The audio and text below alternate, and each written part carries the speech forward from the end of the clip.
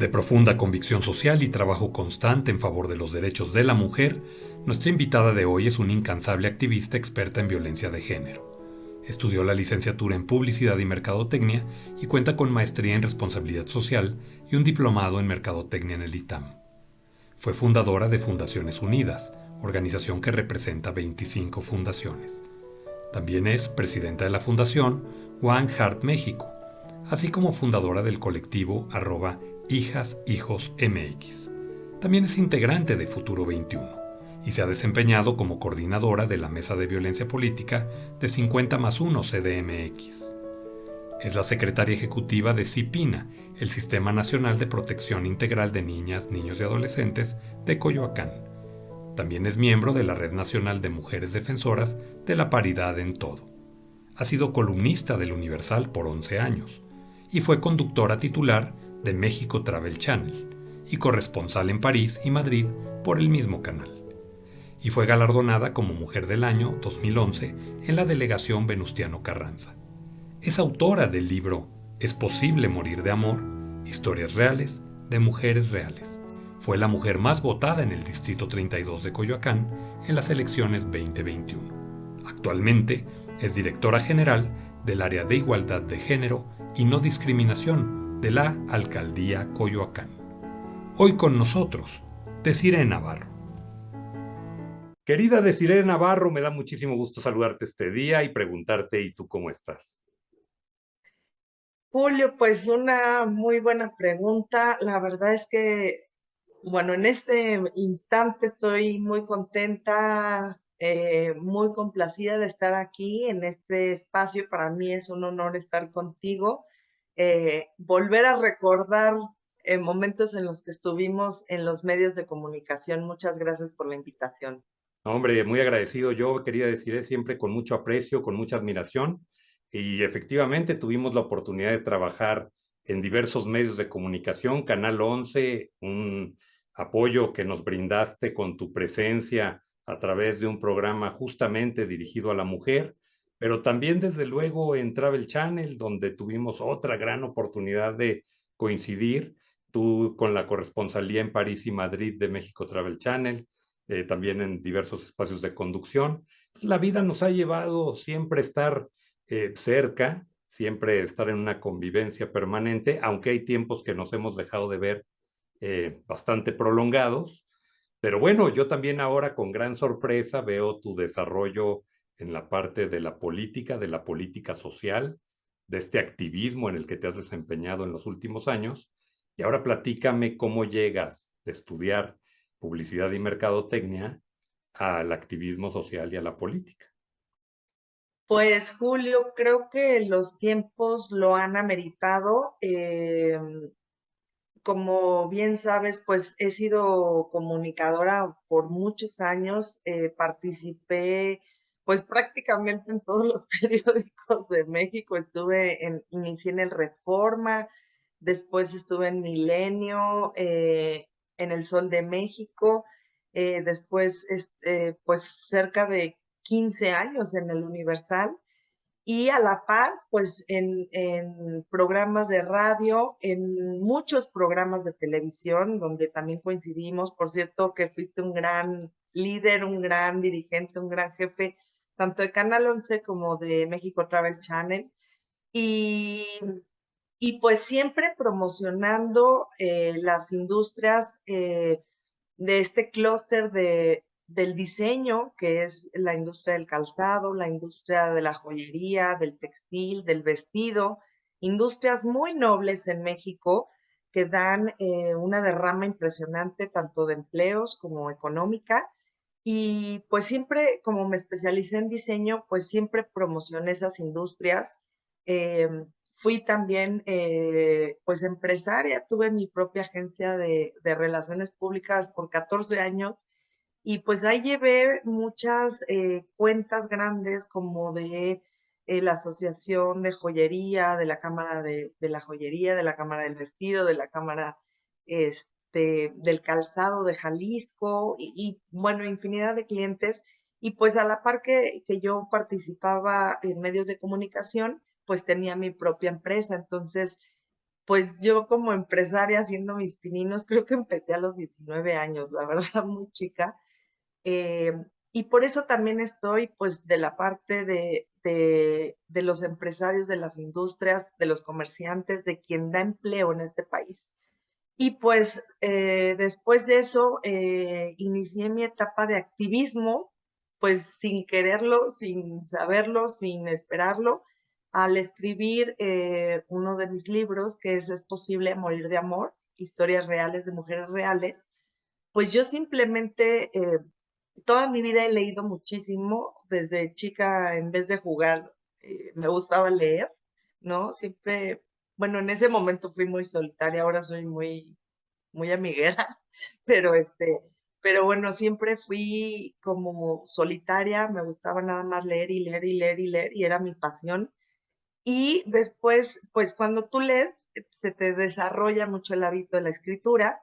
Empecé a tener estos libros de investigación de la historia de la moda, de las distintas industrias, cómo fueron cambiando a partir de las décadas. Y la verdad es que tienen una repercusión histórica, política, geográfica muy importante. Entonces es interesante esa parte, pero de ahí escribo el libro Es posible morir de amor, porque creo en las diosidencias de la vida. Se acercan 6 mujeres amigas, un poco lejanas, pero sí amigas, para contarme sus historias de violencia. Y yo no había tenido contacto con esa parte eh, de la problemática social que vivimos las mujeres. Entonces, para mí fue como un gran descubrimiento. Publico este libro y cuando empiezo mi gira por toda la República, porque yo con todos mis libros, yo era mucho de irme de gira por la República a presentarlo, me doy cuenta de la cantidad de mujeres violentadas que existen en el país, de muchos grupos que se acercaban a mí para contarme sus historias. Yo iba a dar una entrevista y veía que se ponía a llorar la que está en el operativo, la que está en la cámara, la que está en los controles, ¿no? Y entonces una vez incluso Fernanda Familiar salió y me dijo, oye, ¿qué está pasando? Y yo, no, pues es que pues le llegó mucho. Se eh, identificaban con el tema de se alguna manera. exacto, se identificaban, ellas sentían que eran sus historias, ¿no? Entonces sí son todas historias totalmente verídicas, pero pues una realidad que todos vivimos. Entonces creo que con alguna de las historias se sentían muy identificadas y me llegaron a escribir cartas de toda la República bellísimas diciéndome gracias porque esto me lo mandó Dios. Yo iba pasando por la librería, entré a comprar tu libro y me cambió la realidad de mi vida. Y hoy sé que quiero vivir una vida basada en el respeto. Entonces, bueno, pues a raíz de eso, yo me empiezo a meter a muchos grupos de codependencia, de violencia, empiezo a entender lo que es la violencia, porque además a mí me decían, oye, ¿tú has sufrido violencia? Y yo decía, no, no, nunca en mi vida. Cuando veo el termómetro de la violencia, Julio, creo que de 27 puntos yo había sufrido 17 puntos de violencia y yo no sabía ni siquiera qué me había pasado, claro, por la violencia psicológica, emocional, patrimonial, etcétera. Es difícil identificar esto, porque la verdad lo que me estás contando me llama la atención. Por lo regular, uno pensaría que este tipo de violencia tienes algunas alertas, algunos síntomas, sintomatología que te hace reflexionar, caer en ello, reparar y tratar de resolverlo, pero por lo que me estás diciendo, pues en alguien como tú, sumamente preparada, una mujer pues, moderna, dinámica, con mundo, tú misma detectas que tienes situaciones que no habían sido percibidas por ti misma.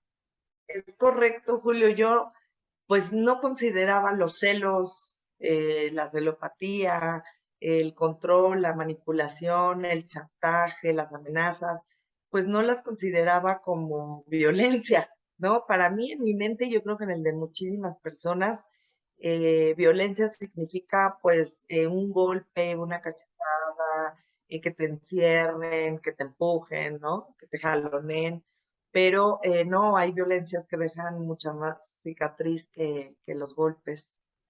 Ahora que tienes la responsabilidad de estar en el servicio público y esta vocación de activismo que te ha llevado a convertirte en una experta en violencia de género, que te he escuchado en muchos lugares, en muchos medios, en muchos momentos hablar de esto, y te has vuelto una activista en favor de la mujer. Te has metido a cuantas asociaciones hay, creado otras tantas fundaciones, integrante de diversos grupos, colectivos. Esta motivación finalmente y trabajo cotidiano te permite rescatar mujeres o abrir los ojos a mujeres que pasan por estas situaciones. Sí, claro, pero muchísimo, Julio, no sabes, a mí me encanta mi trabajo. Digo, siempre he sido una apasionada del trabajo, soy un poco obsesiva con eso, pero cuando yo empiezo con este libro, Es posible morir de amor, y empiezo a llevarlo a grupos de mujeres, porque además tenemos una obra de teatro, una lectura dramatizada con 6 actrices maravillosas.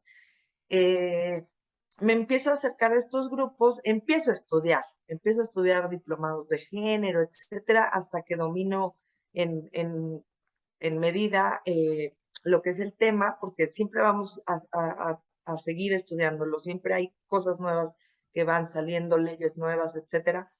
Y me doy cuenta de la realidad de millones de mujeres que sufren violencia económica, vicaria, patrimonial, psicológica, emocional, sexual, etcétera.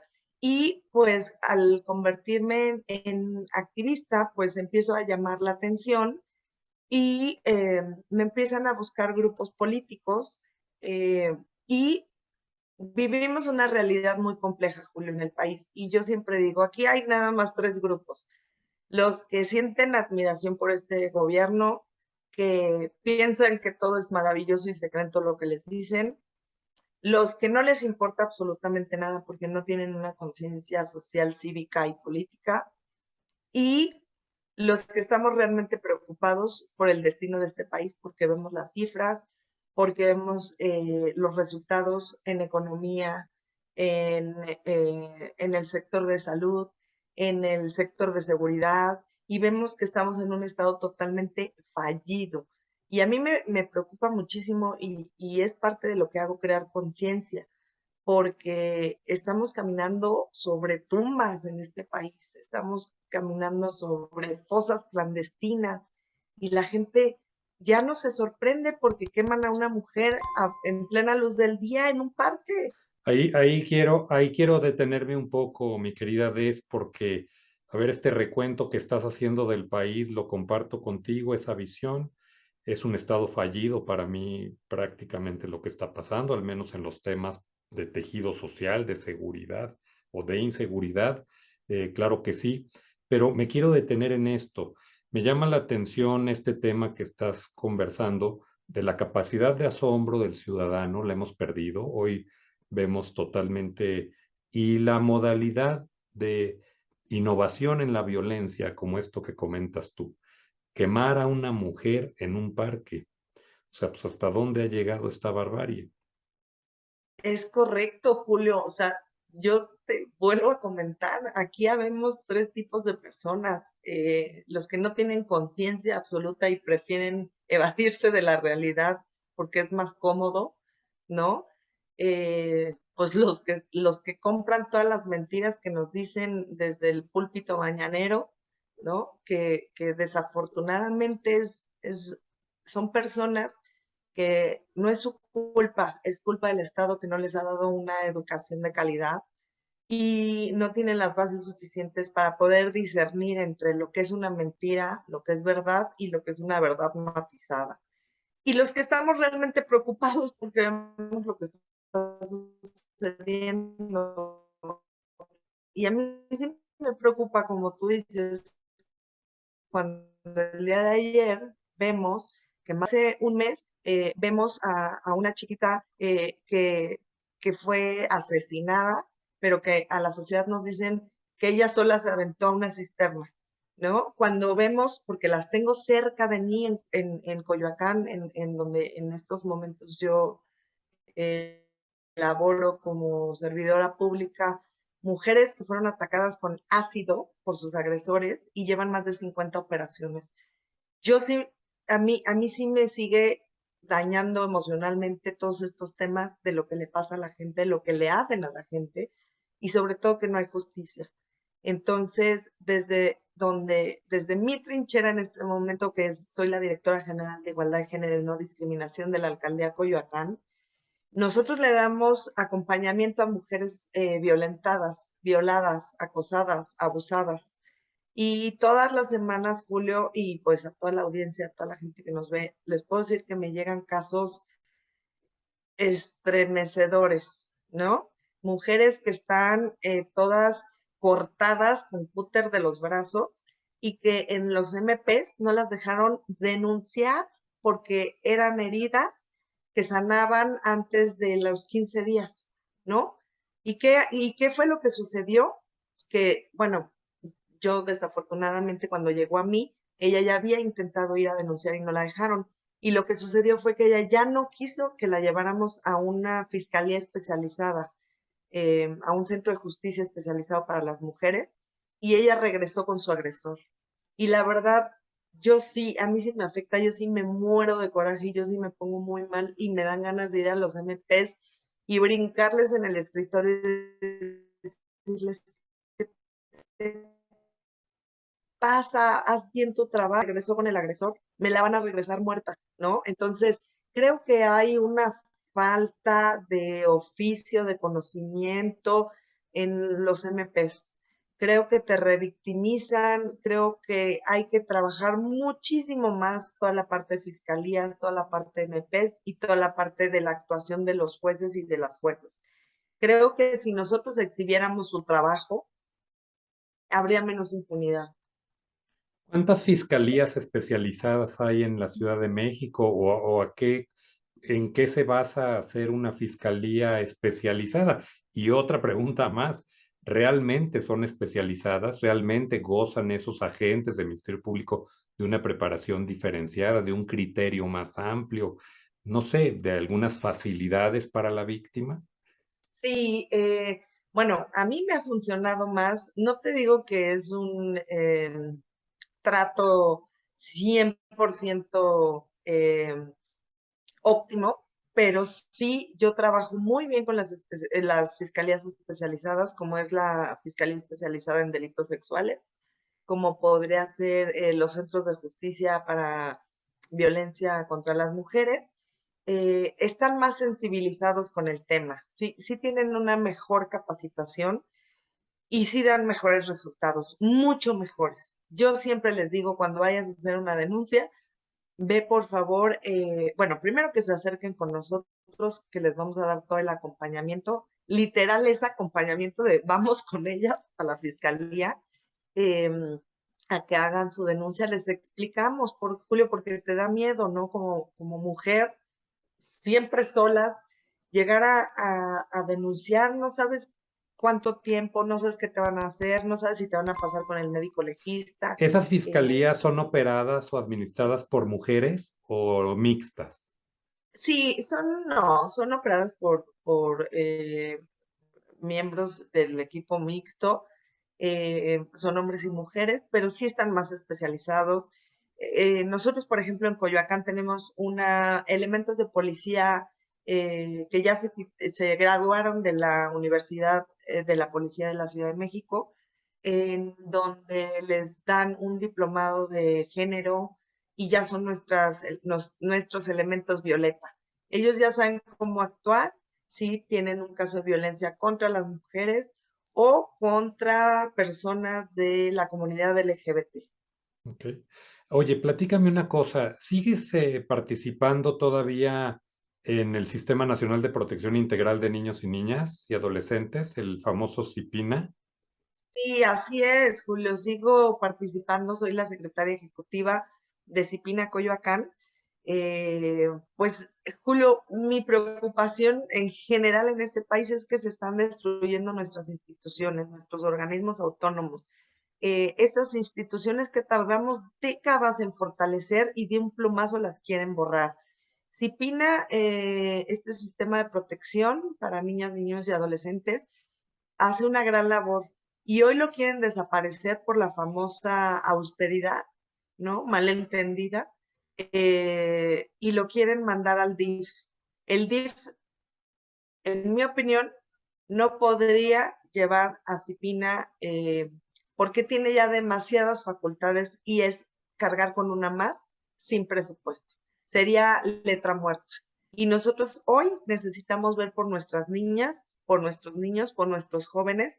Y Julio, yo me dedico también a dar toda la parte de prevención de violencia con talleres que llevo. Hoy tengo que dar uno, por ejemplo, eh, donde les explico lo que es la violencia, lo que les doy todas las armas para que puedan protegerse, pero también cuido a nuestros hijos, también cuido a los jóvenes, también les digo, oye, ten cuidado, si tú tienes relaciones sexuales con una menor de edad es violación, si tú tienes relaciones sexuales con una persona que está, que ingirió drogas o ingirió bebidas alcohólicas y no está en sus cinco sentidos, es una violación. Si tú no tienes consentimiento de esa persona, aunque tú creas que sí, pero no estás seguro de que tienes el consentimiento, es una violación. Y son muchos años de cárcel, Julio. Entonces, yo también cuido a nuestros jóvenes, a nuestros niños, eh, a mis hijos, ¿no? Siempre les digo, si vas a tener relaciones sexuales, tiene que ser consensuado y casi, casi que te escriba por WhatsApp que está de acuerdo, ¿no? También los cuidamos a ellos, no solamente a las mujeres, también a los jóvenes. Y también les digo, tengan cuidado, lo que antes era muy gracioso, ¿no? De pasar estos packs y estas imágenes sexuales y estos videos de tu expareja y pasarlos a grupos y compartirlos y publicarlos. Hoy hay una ley que se llama Ley Olimpia y son de 4 a 6 años de cárcel. Entonces, Platícanos un poco más de cuándo, nada más para hacer un antecedente poquito anterior del CIPINA, le debo platicar a las personas que nos están viendo que esta ley eh, fue aprobada dentro de los derechos generales de niños, niñas y adolescentes desde el año 2014. Sería una tragedia si efectivamente que esto desapareciera. El DIF efectivamente creo que estaba rebasado desde su origen para atender esto, por eso se creó esta Secretaría Ejecutiva. Pero bueno, vamos ahora sí a la parte de esto que estabas comentando, qué implica el uso de esas imágenes hoy, esta nueva ley Olimpia, que poca gente la conoce. sí, poca gente la conoce y por eso nuestros jóvenes están expuestos a cometer un delito sin saberlo, ¿no?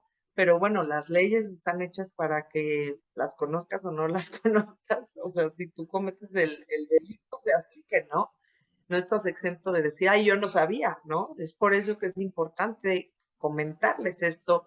La ley Olimpia se creó por Olimpia Coral Melo, una joven poblana de Huauchinango, y pues su pareja subió un video de teniendo relaciones sexuales con ella. Y pues imagínate en una comunidad no tan pequeña como Huachinango, Puebla, tan conservadora, pues ella sufrió muchísimo, sufrió mucho acoso, sufrió mucha violencia, sufrió mucha discriminación y en un par de ocasiones trató de quitarse la vida. Ella pudo recuperarse con ayuda profesional, también estudiando el proceso por el cual había sido víctima y decidió junto con varias colectivas eh, promover esta ley, la ley Olimpia, que dice que si tú compartes material de índole sexual en redes sociales, en internet, etcétera, tú tienes de 4 a 6 años de cárcel. Entonces, yo creo que es importante que todos los jóvenes conozcan esto, ¿no? Es como la ley Ingrid para todos los periodistas, que, bueno, Ingrid Escamilla fue un delito de feminicidio que fue el causante, bueno, el que detonó que las mujeres marcháramos hace 2 años en esta marcha donde hicimos además un paro nacional impresionante, donde hubo más de 180,000 mujeres marchando, que se pintó de morado la Ciudad de México. Ingrid Escamilla fue literalmente desollada por su pareja, descuartizada delante de su hijo, esta persona estaba drogada, pero bueno, sucedió este crimen pero tan lamentable que sí tocó las fibras de la sociedad mexicana.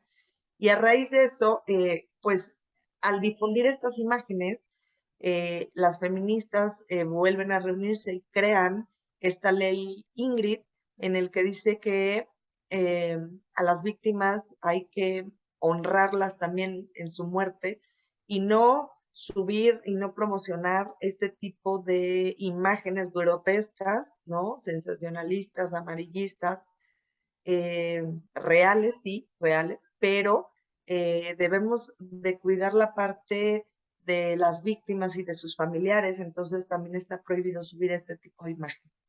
Tú que eres una persona que ha trabajado en medios de comunicación y que lo has hecho de manera destacada, además, platícame un poco lo que representa para ti hoy pues, el contenido de los medios de comunicación, el contenido de las plataformas, que pues, muchas veces deforman más a la sociedad, dan ideas no siempre positivas, el cuidado de los padres de familia, si en algo todavía podemos tener cierto control. Cuando trabajamos en Canal 11, tú lo sabes, nuestra aspiración fue hacer un canal de televisión seguro para los niños, lo logramos muy bien con 11 niños, en donde hasta los anuncios estaban hechos por y para niños, todos los mensajes, un lugar seguro para tus hijos.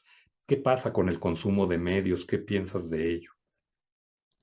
Bueno, yo creo que las redes sociales pues irrumpieron en nuestra juventud.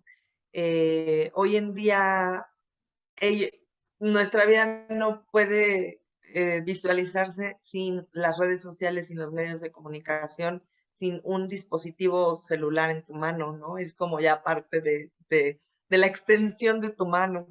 Y si bien ha traído muchísimos beneficios, si bien hoy podemos enterarnos en tiempo real, en tiempo que están sucediendo las cosas, eh, también hay mucha desinformación, también hay mucha información maliciosa, ¿no? Donde los jóvenes se dejan llevar mucho por retos, por eh, situaciones que no son del todo beneficiosas para ellos, ¿no? Entonces, es por eso que creo que los padres de familia debemos de contrarrestar esta situación hablando con ellos, teniendo mucha comunicación, teniéndoles mucha paciencia, igual a cualquier víctima, hay que tenerles mucha paciencia, hay que escucharlas, ¿no? Hay que acercarnos a un profesional muchas veces para saber cómo transitar esta comunicación y no romperla, porque muchas veces si tú rompes la comunicación con los adolescentes o con las mujeres violentadas, ya los pierdes o ya las pierdes. Entonces, todo esto es muy importante y por eso es la prevención, por eso es la educación, por eso me preocupa tanto que acaban de nombrar a una persona que no tiene la preparación suficiente como para llevar la Secretaría de Educación Pública de todo el país. ¿Qué es lo que les va a enseñar? ¿Qué es lo que los van a adoctrinar? ¿Qué es lo que va a suceder con una persona que pues a todas luces no es autónoma? ¿No? A todas luces sigue un perfil, sigue una línea, eh, sigue ciertos parámetros y no tiene la capacidad suficiente para el puesto al que está requerido. En el contacto directo que tienes con la ciudadanía, porque sé que estás muy cercanos a ellos, sé que hay mesas, días especiales donde se atiende de manera directa y cercana a la ciudadanía. Supongo que una de las mesas con mayor afluencia y tráfico de gente será la tuya. Este tema de igualdad y género y no discriminación, yo creo que es un tema que ha evolucionado en el país, pero que le falta mucho. ¿Qué acciones estás implementando para ayudar a esos grupos vulnerables que hoy todavía siguen actuando con temor respecto a ir a hacer una denuncia simplemente por ese acompañamiento que puede ser o no positivo o a veces inexistente?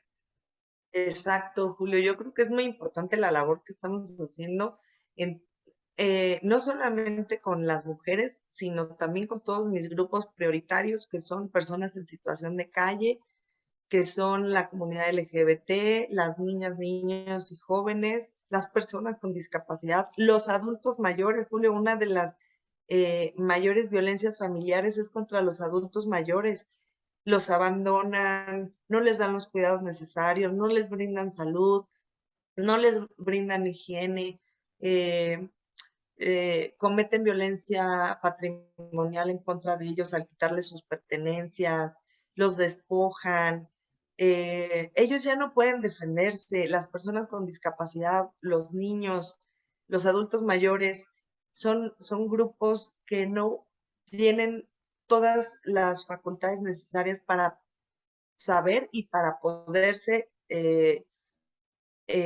cuidar y protegerse. Ellos muchas veces necesitan de un vecino, de un familiar, para poder pedir auxilio.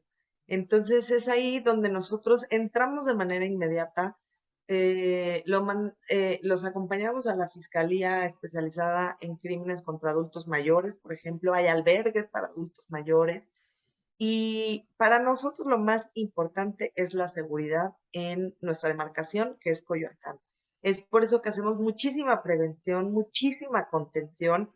No, no tenemos alertas falsas. Para nosotros, toda denuncia, aunque no se haga ante una fiscalía, pero que vengan a decirnos que están sufriendo violencia, son focos rojos, ¿no? Si una mujer se acerca y me dice, mi pareja me amenazó de quemarme a mí, a mi familia, en mi casa, de inmediato, quiera ella o no quiera denunciar, porque a veces se arrepienten por muchos factores, yo le pongo un código águila para seguridad de ella y trato de darle apoyo psicológico y trato de darle acompañamiento y trato de que entre a talleres, a cursos, que termine sus estudios y tratamos de hacer hasta lo imposible por fortalecer nuevamente la seguridad en ella misma.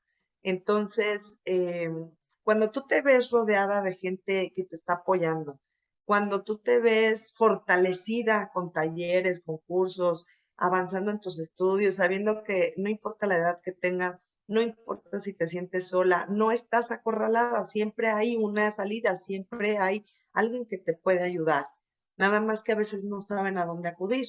Entonces, pues para mí es muy importante también esos crímenes de odio contra la comunidad LGBT, pues en Coyoacán no, en Coyoacán es una alcaldía donde no hay discriminación, donde no hay faltas, tratamos de en nuestra capacidad que, que tenemos de que no haya pues estos crímenes de odio, etcétera. Esa es nuestra labor diaria.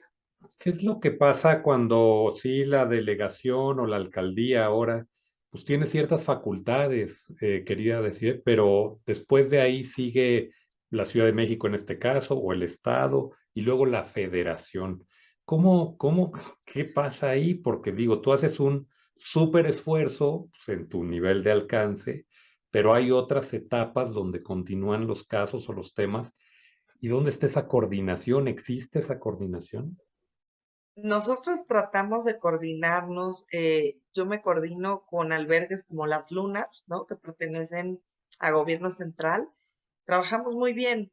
En esa parte creo que las mujeres estamos bastante conscientes y unidas de que tenemos que trabajar en conjunto y tenemos que hacer equipo. Ellas a veces, si ellos están rebasados, me hablan y me dicen, oye, hay espacio en tu área, en tu espacio de emergencia. Y yo también les digo, oye, tengo este caso, necesito que lo transites a un albergue. Entonces, sí hay mucha comunicación, sí hay mucha coordinación. En ese aspecto, sí. Desafortunadamente tenemos que implementar, cambiar algunas leyes, eso ya sería a nivel federal, ¿no? A nivel central, ¿no? Para tener, que nos regresen el presupuesto que nos quitaron para las mujeres, que nos devuelvan las estancias infantiles, que nos devuelvan el seguro popular, que nos devuelvan las escuelas de tiempo completo, todo eso, pues significa mucha violencia para las mujeres. Pero como alcaldía yo estoy muy orgullosa de mi alcalde Giovanni Gutiérrez, primero que nada porque es un alcalde feminista, es un alcalde que en sus 8 direcciones generales tiene a 6 mujeres que dirigimos la alcaldía, no que estamos de floreros, que somos especialistas en nuestros temas y que se nos respeta nuestra opinión eh, y que justificamos nuestras decisiones, ¿no?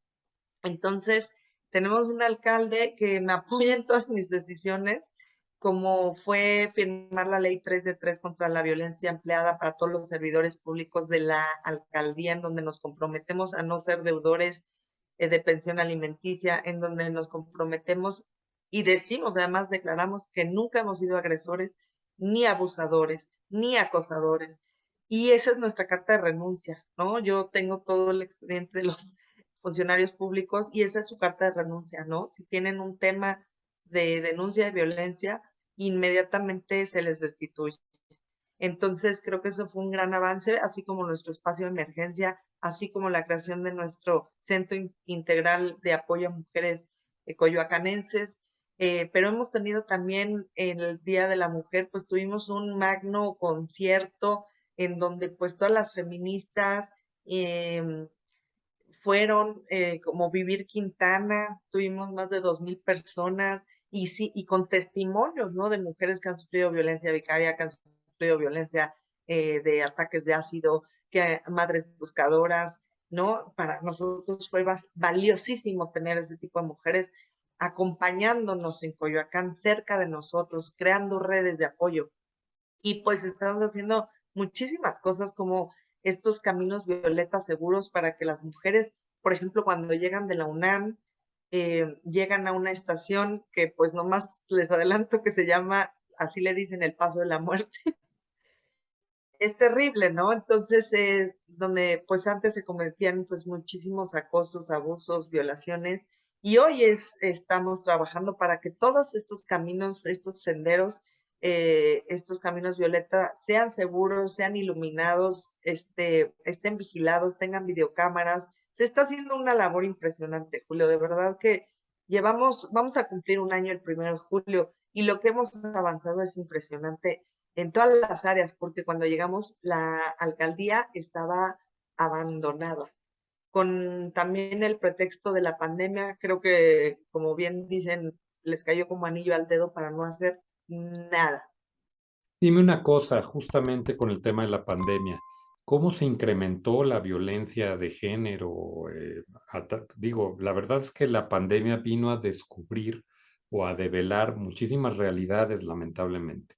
Parejas que ya no son parejas, familias que no eran familia, eh, círculos familiares que no estaban tan sólidos, que acabaron deshechos. También habrá lo contrario, desde luego.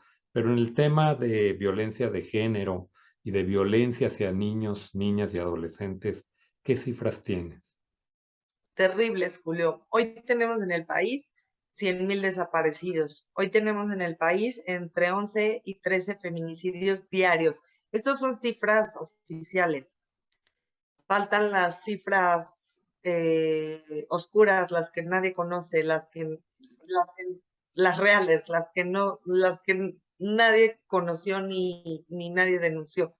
Eh, Hoy tenemos en este año más de 16 fosas clandestinas que las madres buscadoras se encontraron, no las autoridades, las madres buscadoras que salen a buscar a sus hijos o a sus hijas o a sus familiares sin agua, sin un botiquín, sin una, ya no digamos una maquinaria para buscar, ni una cuadrilla de personas, son ellas mismas, es gente de la sociedad civil, y salen a buscar y encuentran, ¿no? Entonces yo digo, ¿y dónde están las autoridades, no? ¿Dónde está el apoyo? Porque lejos de apoyarlas, las denuncian por continuar su búsqueda.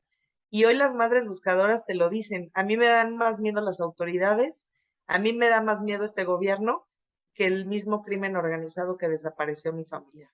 Ellos lo único que quieren es encontrar los restos de sus hijos para poderles dar pues una sepultura eh, Digna. pues digna, digna. Así nuestra realidad del país, querido Julio.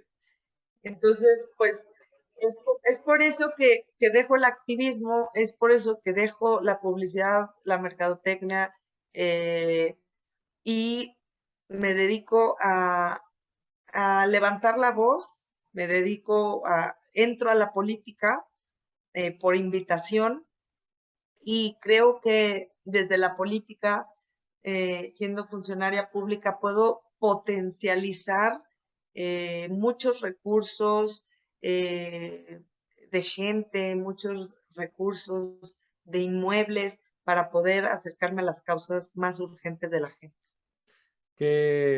¿Qué, qué estás percibiendo para el 2024? ¿Qué camino hay?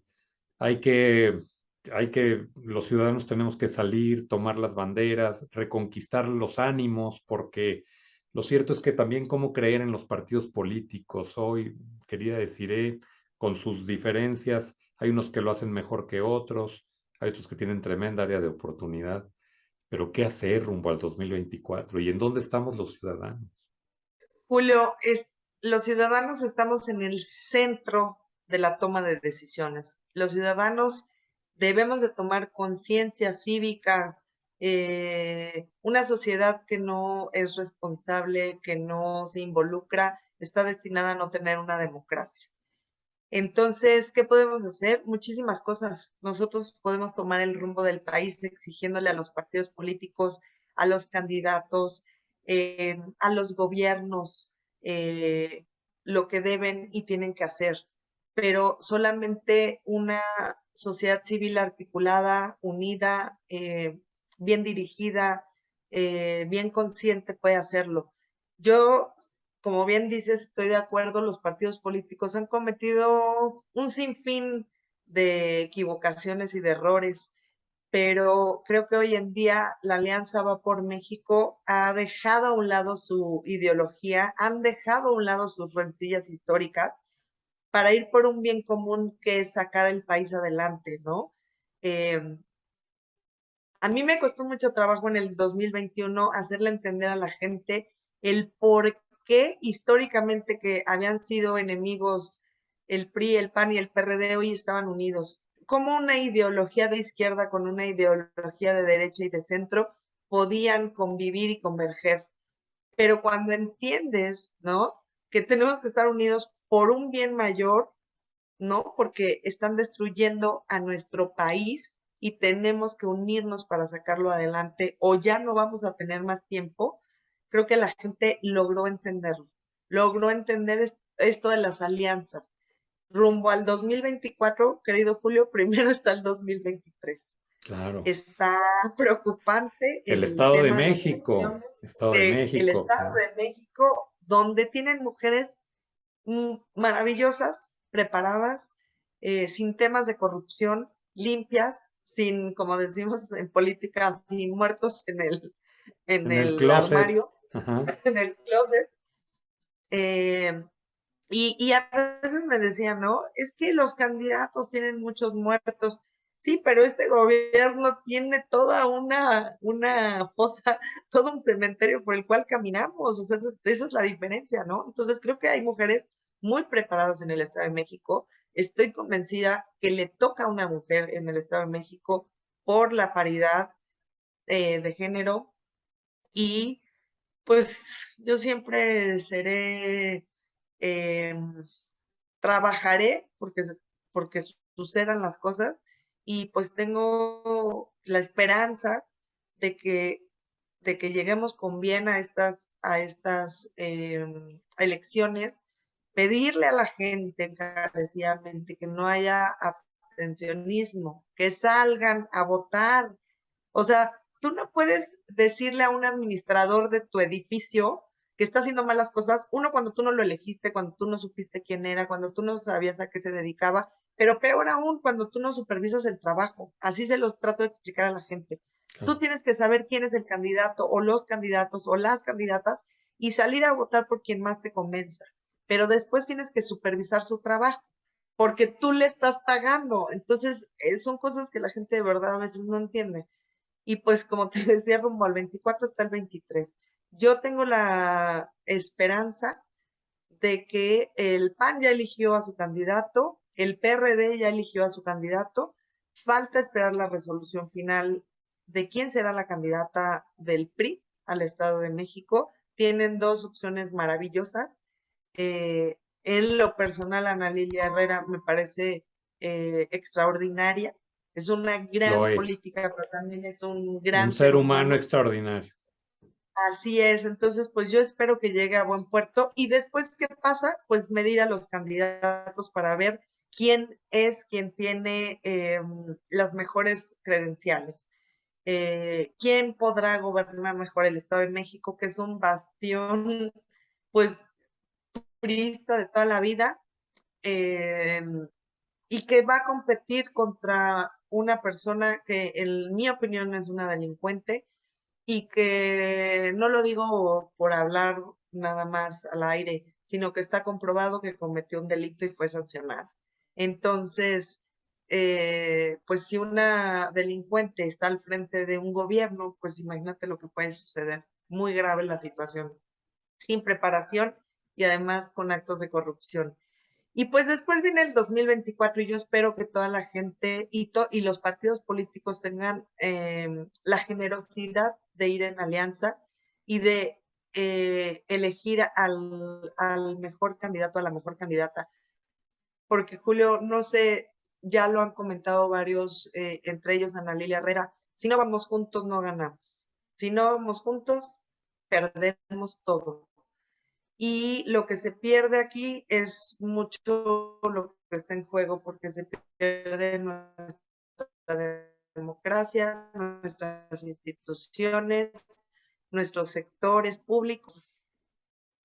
¿Sí me escuchas, Julio? Se escuchó perfecto hasta nuestros sectores públicos, pero se había cortado un Sí. poquitito, pero quedó, sí se escuchó bien. Y finalmente, querida Desiree, preguntarte, ¿qué México quieres heredar a tus hijos? Ay, Julio, quiero heredar un México en el que hayan, por supuesto, programas sociales, pero que nos preocupemos más por crear empleos bien remunerados, con todas sus garantías sociales. Un México en donde tengamos una educación de calidad. Ese es el principal problema en nuestro país. De ahí radican todos los demás. Si no tenemos una educación de calidad y si los niños, niñas y jóvenes no terminan sus estudios, estamos destinados a ser una sociedad ignorante.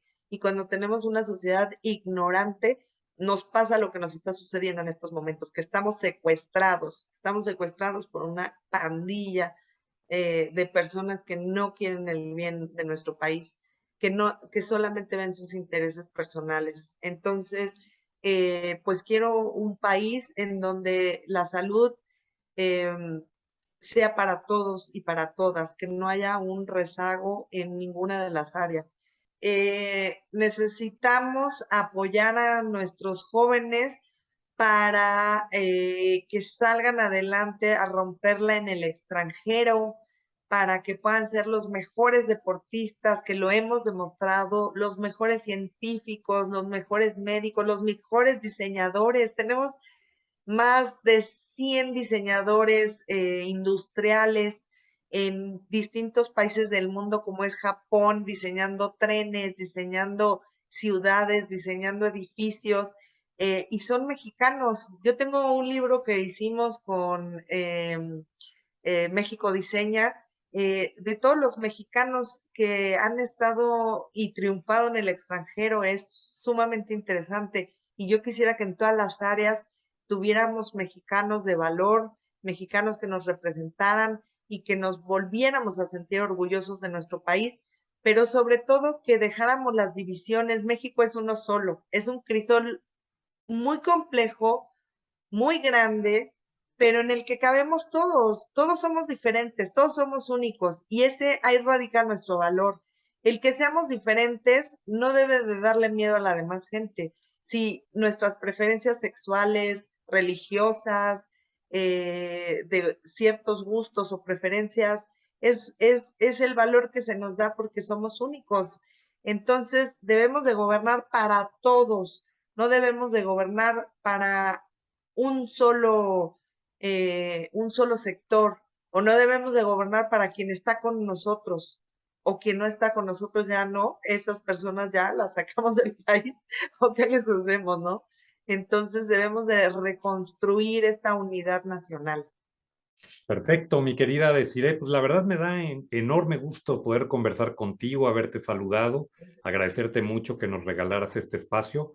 Muy tempranera, debo de decir, los amigos que nos vean a las 7 de la mañana estamos grabando esta entrevista para publicarla hoy mismo, así que te agradezco muchísimo tu talento, tu pasión por México y sobre todo tu amistad.